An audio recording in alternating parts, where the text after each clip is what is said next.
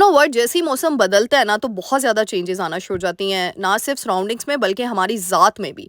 बस ये अब हमारा काम है कि हम किस तरीके से एक्टिव होकर ना तो उन चेंजेस को पॉजिटिव वे में एक्सेप्ट करते हैं और कुछ ऐसे टिप्स एंड ट्रिक्स अपनी लाइफ में शामिल कर लें जिससे हमारी लाइफ बहुत ही ईजी हो जाए और हमें हेक्टिक रूटीन को जो है ना उसको अपनाना ना पड़े, और स्ट्रेस फ्री रूटीन को अडॉप्ट करके ना सिर्फ अपनी ज़ात के लिए, अपने घर वालों के लिए, बल्कि अपने घर के लिए ढेरों खुशियाँ समेट सकें और बिखेर सकें। So let's get started. अस्सलाम वालेकुम everyone, welcome to home makeup Palwasha. Hope you are doing good. अल्हम्दुलिल्लाह, आई एम आल्सो गुड। तो जी हाँ, आज फिर आपकी पलवशा आ चुकी है। मैंने इस पे ढेरों पार्ट्स बना दिए तो मैंने सोचा लास्ट पार्ट बना दिया जाए इस पे। अब जैसे आजकल ना बड़ा ज़्यादा फ्लू हो रहा है, गला ख़राब हो रहा है, तो सिंपल मैंने कॉफ़ी कॉर्नर हर कोई बनाता है घर में, टी कॉर्नर भी बनाता है, लेकिन मैंने आज आपको ये देखिए एक ट्रे छोटी सी ली, उसमें मैंने ये छोटा सा एक जो है वो डिश ली, उसके अंदर मैंने दालचीनी, लौंग और जो है ना अदरक वो लगा रख दिया, और एक तरफ ना चीनी जो होती है ग्रीन टी वो मैंने रख दी है, ठीक है, एक प्याली में वो रख के।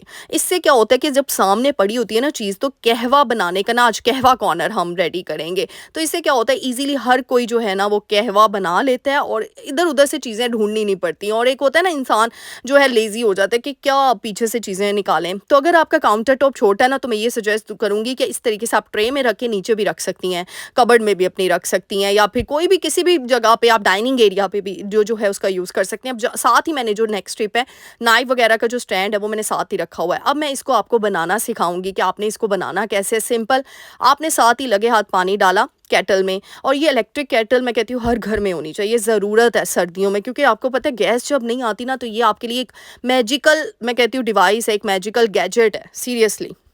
अब देखिए मैंने कप लिया है।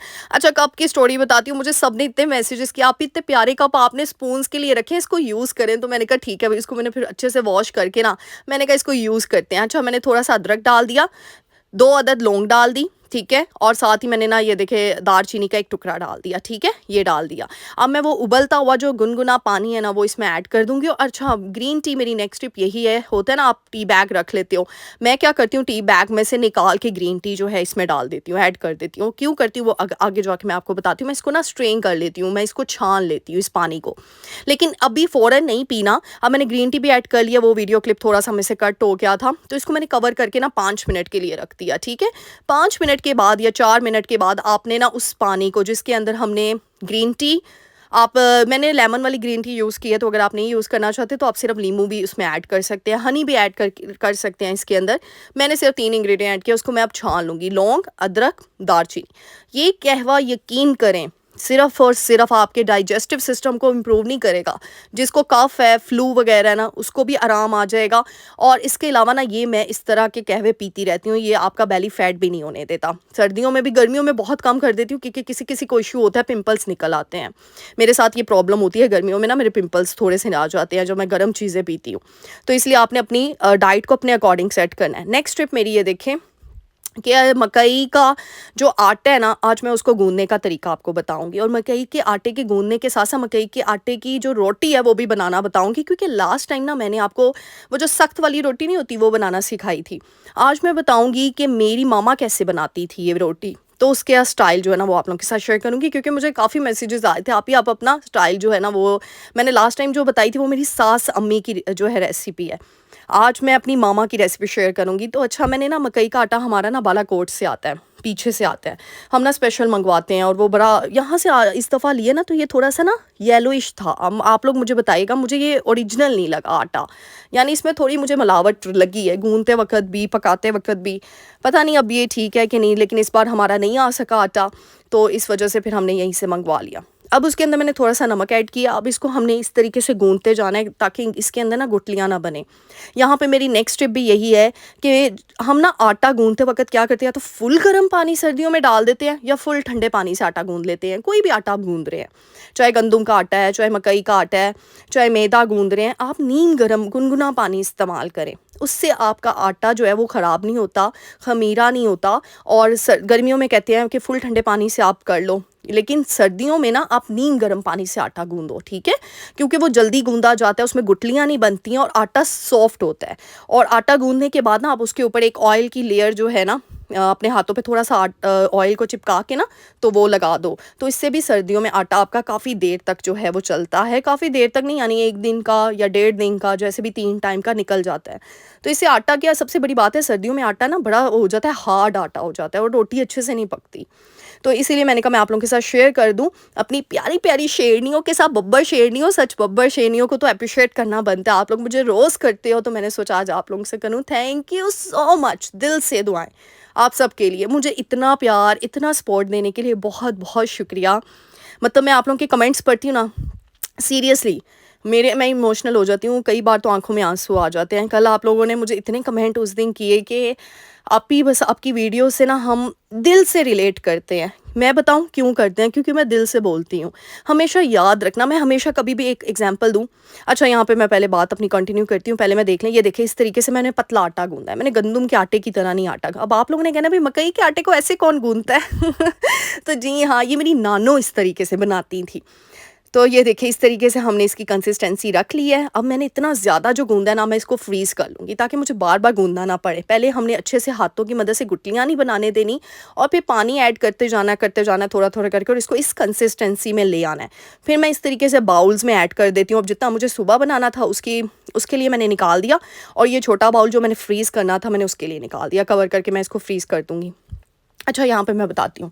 आप लोग ही पूछते हो ना और क्वेश्चंस करते हो कि आप ही पता नहीं क्या बात है कि आपकी बात ना दिल को लगती है जाके। आप जब बोल रही होती हैं ना, आप जो कह रही होती हैं, तो मैं बताऊँ क्यों?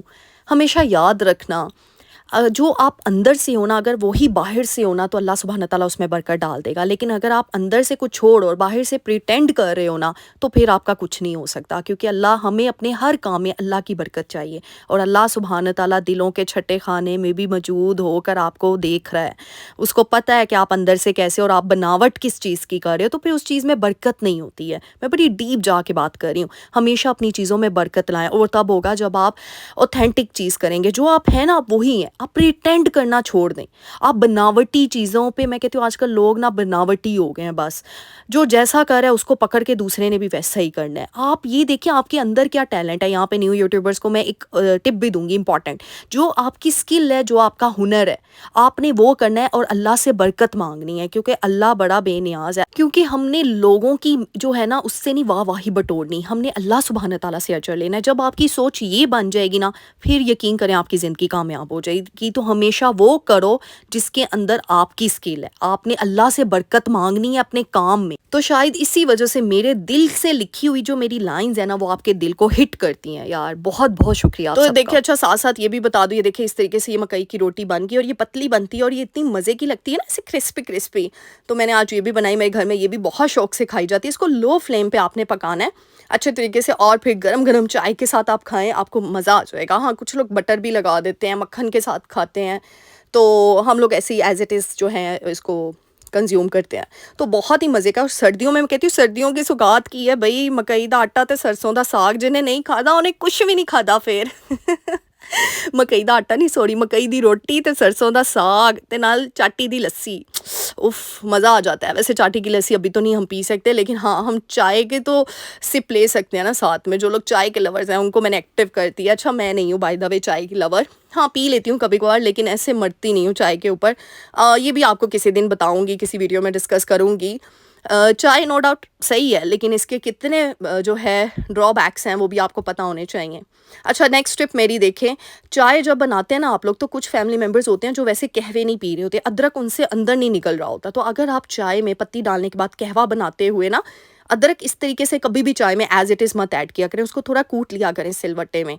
सिलवट्टे में कूटने के बाद वो ऐड कर दी, और मैंने ना इलायची, इसमें आप दालचीनी की स्टिक भी ऐड कर सकते हैं, और फिर जब बॉयल आ जाए तो एंड पे आपने मलाई ऐड कर देनी है 1 चम्मच।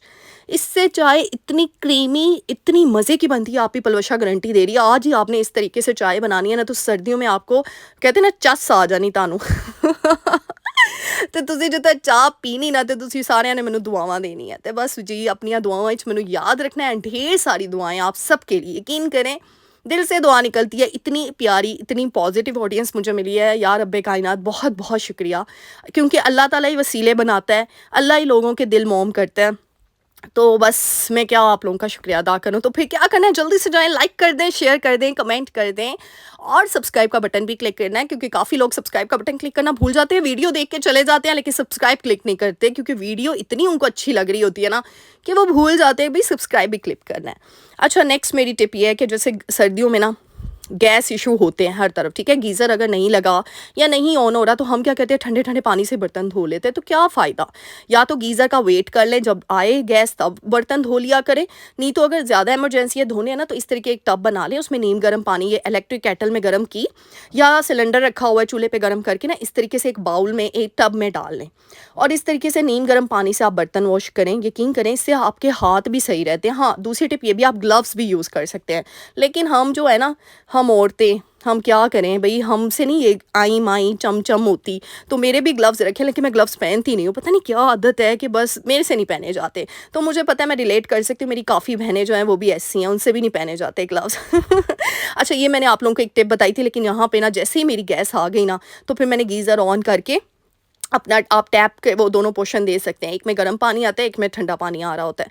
तो इस तरीके से फिर मैंने बाद में बर्तन वॉश कर लिए थे। तो इसलिए मेरी प्यारी प्यारी बहनों, मैं आप लोगों को ईच एंड एवरीथिंग इसीलिए इलेबरेट एक्सप्लेन करके बताती हूँ, ताकि आप लोग ज़्यादा से ज़्यादा फ़ायदा उठा सको मेरी वीडियोज़ के थ्रू। और अगर आप में, मैं मेरी वीडियोज़ में, मेरे चैनल का मकसद सिर्फ एक कैटेगरी नहीं है, एक चीज़ नहीं है। आपने देखा है, मैं हर वो चीज़, क्योंकि मैं एक हाउसवाइफ हूँ, एक होम मेकर हूँ, और होम मेकर सिर्फ़ और सिर्फ़ अपने आप को नहीं सजाती, वो अपने घर को भी सजाती है।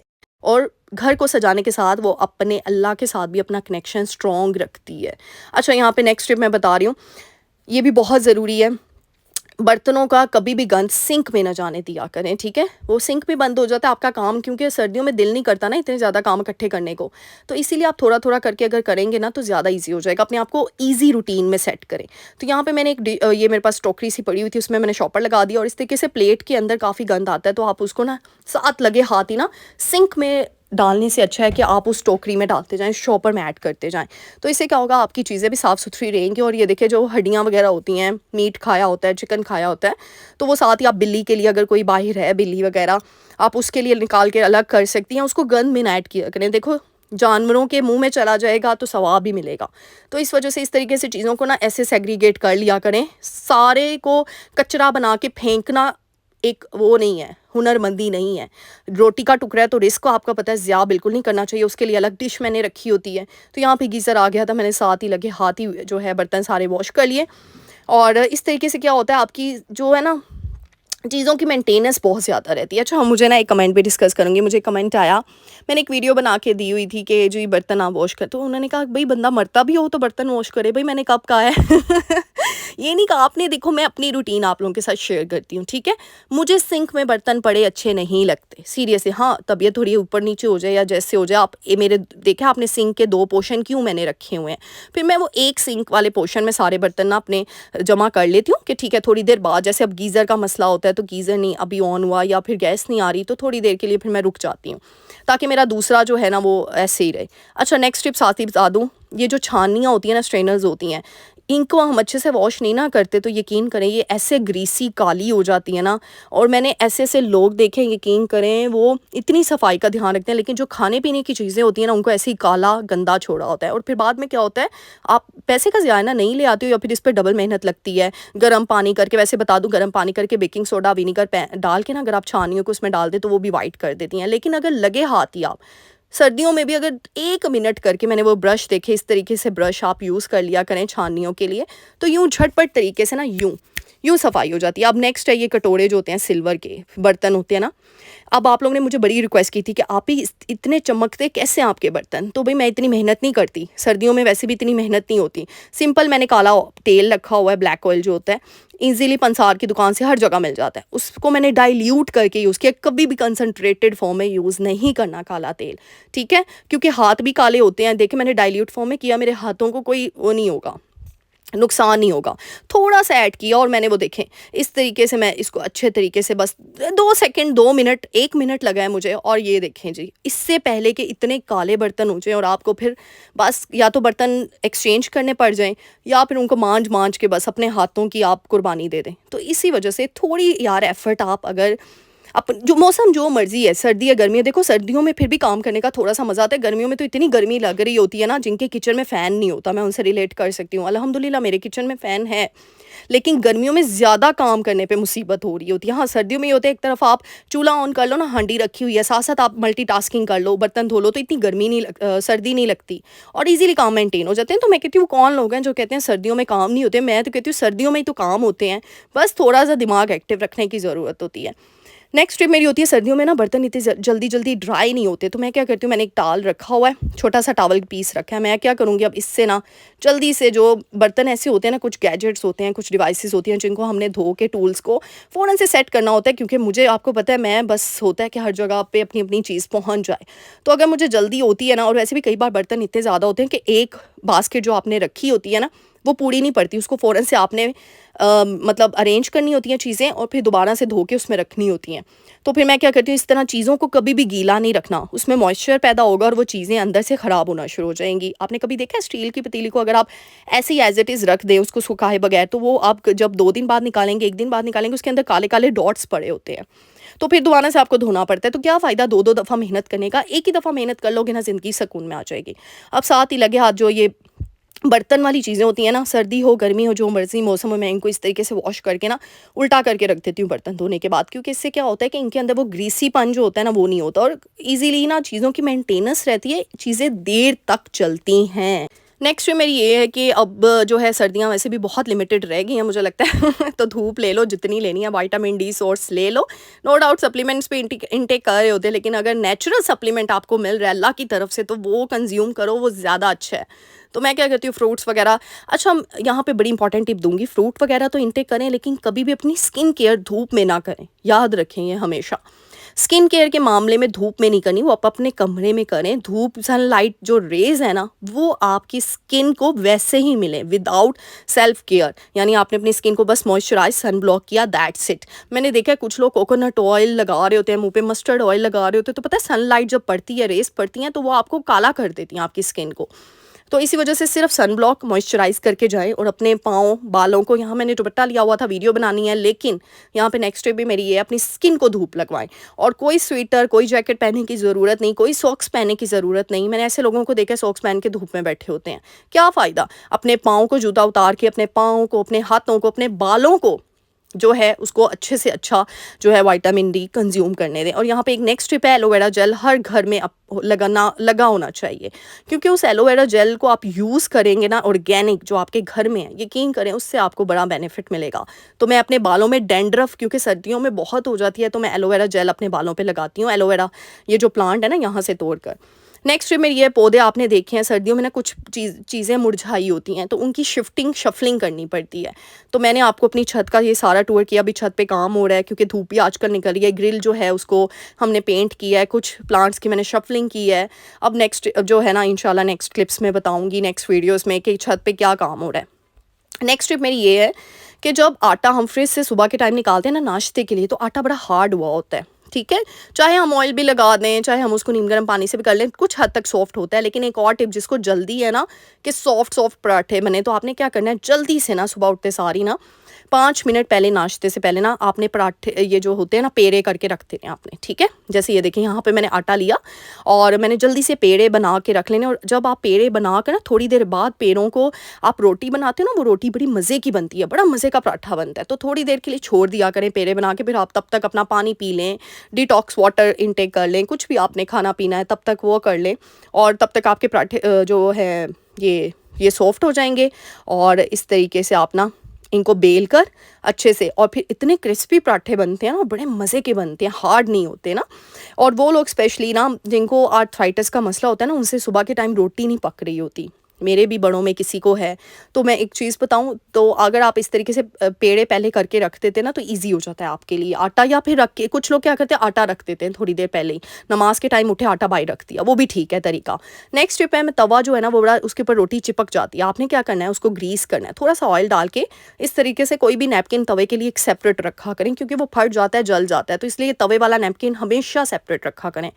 उसके साथ ग्रीस कर लें तो रोटी चिपकती नहीं है, पराठा चिपकता नहीं है। नेक्स्ट टिप, सर्दियों में कोशिश करें देसी घी का ज़्यादा से ज़्यादा यूज़ करें, फक्के नहीं मारने कि भाई बस सब पूरा दिन देसी घी खा रहे हैं, लेकिन आप पराठे खा सकते हैं, आप दूध में डाल के जो है पी सकते हैं देसी घी, आप देसी घी वाली रोटी इंटेक कर सकते हैं। तो सर्दियों में ये बेहतरीन जो हमारी डाइट है ना, मैं कहती हूँ अगर हम उसको प्रॉपर कर लेना तो यकीन करें हमारा हमारा सिस्टम पूरा हेल्दी हो जाएगा। सीरियसली हमारी इम्यूनिटी सिस्टम को एक ना बूस्ट मिलेगा।